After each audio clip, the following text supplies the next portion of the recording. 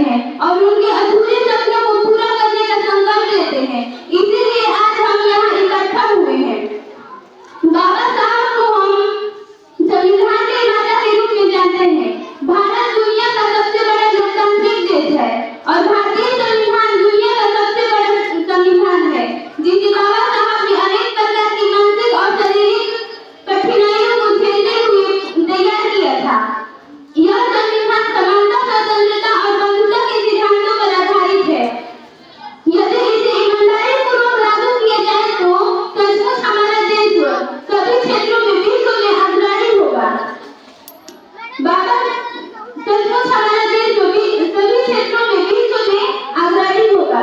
बाबा साहब को भारतीय संविधान निर्माता के रूप में जानते हैं, किंतु इसके अलावा भी उन्होंने हमारे देश को बहुत कुछ दिया है, जिससे हम अनभिज्ञ हैं। भारत के सभी नागरिकों को, चाहे वह राष्ट्रपति, कर्मचारी, राजा हो या भिखारी, सबको एक वोट देने का अधिकार बाबा साहब के प्रयासों से अंग्रेजों द्वारा दिया गया। जो मजदूर है उन्हें 12 से 14 घंटे मजदूरी करनी पड़ती थी। मजदूरी की भी गारंटी नहीं होती थी। उनके काम का समय 8 घंटा और मजदूरी का निर्धारण बाबा साहब का देन है।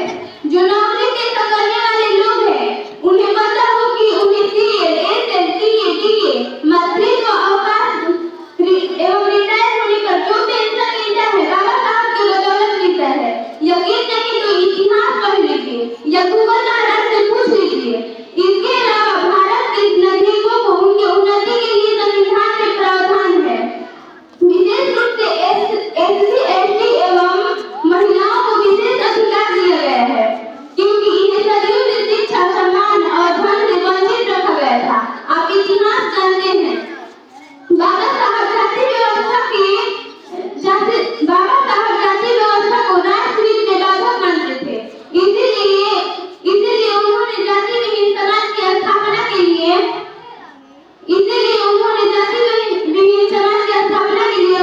और भारत को अंधविश्वास से मुक्ति दिलाने के लिए विज्ञान पर आधारित बौद्ध धर्म को अपनाया। बौद्ध धर्म, वे कहते थे कि भारत की प्राचीन संस्कृति बौद्ध संस्कृति ही है, क्योंकि भारतीय नारियों को, यदि वे सबसे ज्यादा चिंतित थे तो भारतीय नारियों के कारण चिंतित थे, क्योंकि भारतीय नारी को कोई अधिकार नहीं था। मनुस्मृति के कारण गुलाम थी।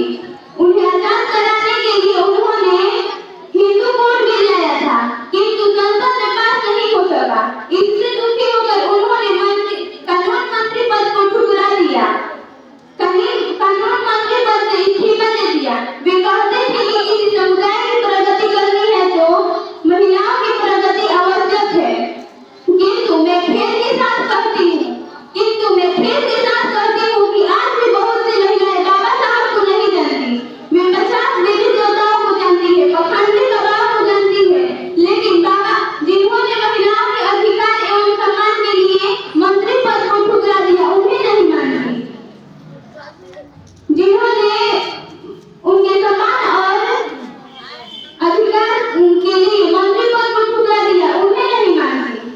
इनमें उनका भी कोई दोष नहीं है, क्योंकि हमारा देश आविष्कार से ज्यादा चमत्कार पर विश्वास करता है और यही कारण है कि यहाँ